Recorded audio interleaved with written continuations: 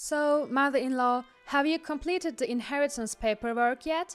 Yeah, have you received the money already? Back when my husband was well, Julian and his family hardly ever visited. But now, here they are. They deliberately brought our grandson, Elliot, to my house and started asking about my late husband's inheritance. Without even attempting to hide their greedy intentions, they suggested the inheritance should be used for our grandson. For most grandparents, grandchildren are inherently adorable. However, Elliot, who was brought over just so Julian could squeeze money out of me, seemed like a stranger. No, the process is complicated and it's not done yet. I quickly tell a lie. Ashley smirks. Would you like some help with that? Julian raised his voice, clearly irritated by my attitude. Meanwhile, Elliot, who hadn't even greeted me, was running around the living room and rummaging through the fridge for snacks and juice.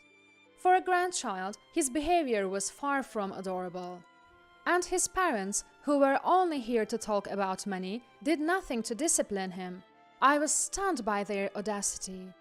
To make matters worse, the next day Ashley's parents showed up, preaching to me about what a family should be like. Despite being practically strangers to me, they had no issue voicing their self-serving opinions, possibly blinded by the $3 million inheritance. I had reached my breaking point. Just then, a loud crash echoed from behind me. Taking that as my cue, I decided it was time to teach them a lesson. I am Kristen, 66 years old this year. I was a simple housewife with 2 children, but my late husband was a businessman who had amassed considerable wealth. After his funeral, the subject of inheritance caused friction between me and my children. They say money changes people, but I never thought my own son would be among them. I never expected this to escalate into such a chaotic situation, involving even non-family members. After the funeral, I called a lawyer and discussed the inheritance with my children. In the end, almost all of my husband's estate would be transferred to me, thanks to a will he'd prepared that was intended to compensate me for my struggles. I'd spent 6 years catering to my husband, who was averse to living in a facility. He had a variety of interests: smoking, drinking, betting on horse races, which made caregiving anything but easy. At that time, our children had already moved out. I had done my best not to burden them. So, I felt grateful for the portion my husband had left for me in his will, recognizing my efforts. The inheritance amounted to around $3 million. My daughter Sasha was supportive from the get-go. She was convinced that I should inherit everything, especially considering to separate sums my husband had prepared for the children. The problem was Julian, my son. Frowning, Julian started to speak his mind freely. Sasha is single, and I have a family. It's unfair we get the same amount. Well, your wife isn't entitled to any of it, so it's only fair. Even so, $3 million for mom, that's way too much. What about your children? Julian was intent on portraying me as a greedy to increase his own share. Despite the will being kept safely with a lawyer, he claimed that I fabricated it. He argued that it was unfair not to divide the inheritance equally among his sister and himself. Finally, Julian threatened to sue me, drawing sharp criticism from the attending lawyer. If they were so adamant about their entitlement, they should have at least shown their faces more often. Sasha used to visit now and then, but Julian never made an effort. He always cited work or parenting as reasons for not visiting us. I sighed, thinking about Julian, who had shown no help with caregiving, but was now so concerned about the money. Don't worry about Julian, Mom, Sasha reassured me. But is Julian really that strapped for cash? I wondered. Who knows? They often go on family trips. Maybe they just want more spending money, Sasha speculated. Her words gave me an uneasy feeling. That gut feeling proved accurate. I was about to get entangled in yet another fruitless quarrel with Julian and his family. A while after discussing the inheritance and consulting with the lawyer, the paperwork for receiving the inheritance was finally complete. That's when Julian and his wife, Ashley, showed up at our home. Though I had an uneasy feeling, I let them in. After brief pleasantries, they quickly got to the topic of the inheritance. "Did you already finish all the inheritance paperwork, mother-in-law?" "Yeah, is the money transferred?" "No, the process is a bit complicated, so it's not done yet." "If you need help, we can assist. Managing $3 million must be a headache, right?" "I'm good, thanks. So, what brings you here today?" "Come on, don't be so cold. We even brought your grandson to see you." Along with them was Elliot, my grandson, whom I hadn't seen since he was in elementary school, and even before my husband passed away. I had only babysat Elliot a few times when he was a baby. I hadn't even been invited to his birthday parties or any other celebrations lately. The most I had done was send gifts and monetary gifts through Julian. To a regular grandparent, a grandchild might be unconditionally adorable. But to me, Elliot felt like a stranger, just another kid Julian and his spouse brought along to squeeze money out of me. "Isn't it great to see your grandson after such a long time?" "Well, I suppose. Kids will start costing more money as they grow, you know." "That's true. You two better start working hard." "What's that supposed to mean? Don't you want to do something nice for your adorable grandson?" Meanwhile, Elliot, the subject of all this fuss, didn't even greet me. He was busy running around the living room and even went as far as open the fridge to dig out snacks and juice. Neither Ashley nor Julian reprimanded Elliot. They simply emphasized how energetic and cute their son was. "What's so cute about this disrespectful kid?" "Elliot, don't you think you're a bit too wild? Teaching manners and common sense is a parent's job." "Oh, our parenting approach doesn't include scolding, so it's fine." I had no idea what she meant by fine, but it seemed Elliot wasn't getting the hint that he was being admonished. Ashley followed Elliot around as he freely explored the house, so I felt compelled to step in. "Would you listen?" I began, but Elliot cut me off with a, "You're annoying!" He laughed dismissively and even slapped my leg. Watching all this and seeing my son and daughter-in-law only pestering for money without disciplining their out-of-line son, I had reached my limit. "Enough is enough! Julian, you've already had the inheritance talk with the attorney." "Yeah, but taking $3 million is way over the top, Mom. Didn't think you'd be so greedy." "The greedy one is you. I don't have money to give to people who'd never done anything for me." What followed was a heated argument over who was the real money grabber. Frustrated but resolute, I kicked Julian and his family out of my house. Had they been more cordial with my husband and me over the years, I might have considered leaving them an inheritance or education funds. But watching Julian and his crew trying to force their selfish agenda, I felt nothing but anger and disbelief. Despite our heated exchange and my asking them to leave, Julian and his family returned the next day with Ashley's parents in tow. Even after asking them their purpose through the intercom, all they did was demand entry into the house. Figuring it would be a nuisance to the neighbors, I reluctantly let them in. Once inside, Ashley's parents began lecturing me. "Look, we're both families with adorable grandchild. We need to help each other out." "That's right, you've just lost your husband, you must be feeling vulnerable." "So this is family, is it? This is helping each other?" I felt like the two of them went on and on, lecturing me. Julian and Ashley just nodded in agreement, not uttering a word. As usual, their adorable son, Elliot, was running around the living room, full of energy. I told him to stop running. "Shut up!" Elliot shouted, as per usual. And for that, rather than being concerned about the child's behavior, I ended up getting blamed by all four of them.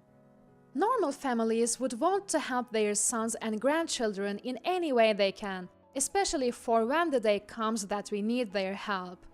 I plan to prepare things for myself so that I'm not a burden on my children. That's a lonely way to think, and that's why you don't get to see your grandson. Aren't you ashamed to only think about yourself? That's right. Our daughter gave birth to that child. Your husband was Elliot's grandfather. He would have wanted to help financially. They talked a lot about family ties, but in the end, it all came back to money. Were these two also swayed by Julian and Ashley? Were they here just to get their hands on some inheritance? I had had enough. They assumed Julian would be their future caregiver because he's their daughter's husband. They talked nonsense about what a family should be, even though they're practically strangers. Clash! Suddenly, a loud noise came from behind, making everyone turn around. There on the floor were shattered pieces of a vase that used to sit on a shelf, and Eliot's surprised face. He probably knocked it over while running around. Seeing the vase my late husband loved, now in pieces, I felt a surge of anger inside me. Wow, that's a spectacle. Hey, Elliot, are you okay? You didn't get hurt, did you? Why would you put something dangerous within a child's reach? If our precious grandson gets hurt, you know you'll have to pay for it, right? Julian, who just smirked, Ashley and her parents making a fuss about potential injuries. I listened to them in silence, already fuming, and let out a heavy sigh. So, where is the inheritance? You've probably settled all the formalities by now, right? About that, huh? That vase Elliot just shattered was part of my husband's legacy. For a moment, Julian and the others exchanged glances and fell silent. They glanced briefly at the shards, then looked at my angry face and paled. Mother-in-law, you're joking, right? No joke. As you all mentioned, the formalities are already completed, but keeping that much money in cash is a risk nowadays. Who knows who might target it? So I converted it into something valuable. Kristen replied, a hint of sarcasm in her voice. The confusion on their faces was evident. I had to hold back a chuckle. Pretending to be distraught, I looked down and covered my mouth. Come on, there's no way that ugly vase is worth $3 million, right? Right, Mom? Would you like me to show you the certificate for the vase? Oh, and I suppose I'll need to file a police report. What? You're kidding, right? It was a child's mistake. Well, parents are responsible for their children's actions, right? Can you cover the $3 million? Don't say such things. After all, families should help each other. Yes, exactly. So, you'll help me, right? After all, I'm family too, and you ruined my husband's legacy. The four of them exchanged glances, clearly flustered and at a loss for words. The first to speak was Julian. He said it was Ashley's fault for not disciplining their child properly. Ashley trying to argue back, and Ashley's parents defensively claiming that how their grandchild was raised wasn't their concern. Enough! How can adults who can't even apologize talk about disciplining a child? Not one of them attempted to apologize to me. This only fueled my anger further. I couldn't stand their attitude, acting as it was okay to inconvenience others. Only Elliot quietly apologized to me, saying, "I'm sorry." He probably did so reflexively, sensing how angry I was. Despite witnessing all this, the four of them kept their heads down and said nothing. Julian finally mustered the courage to say, "We'll discuss this another day." Then they all hastily left. Elliot, the person at the center of all this, was led away with a clueless expression on his face, which I couldn't help but find amusing. So, that's why I thought I should fill in Sasha first. What is Julian even thinking? People really change when money is involved. After a hearty laugh, I made sure to tell Sasha about what had transpired and to be wary of Julian. Every now and then, they'd call as if they'd forgotten about everything, usually about their son's activities or birthday gifts. Every time they call, I remind them cleaning up those broken pot pieces was heartbreaking. After that, they usually hang up pretty quickly. A few weeks after reaching out to Sasha, I got a call from her. Apparently, just as we suspected, Julian had gone crying to Sasha. "Hey Sasha, can you lend me some of the inheritance you received?" "Are you kidding? You're still asking for that?" "I'm begging you. I've gotten myself into a bit of a jam." Julian had frantically approached Sarah, saying he needed to compensate for a $3 million vase he'd broken. When asked what happened to the inheritance he received, Julian said Ashley and his in-laws were spendthrifts and had already blown through it all. Sasha apparently lectured Julian, saying that he brought this on himself by being greedy when he should have been content with what he had. Julian desperately tried to use his kids as an excuse to wheedle more money, but Sasha patiently explained that even her share wouldn't cover his debts. Dejected, Julian went back home.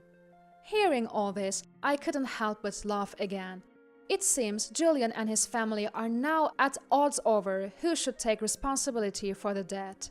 Occasionally, they'd call, taking turns asking for leniency, but as soon as I'd suggest we talk through lawyers, they'd go silent.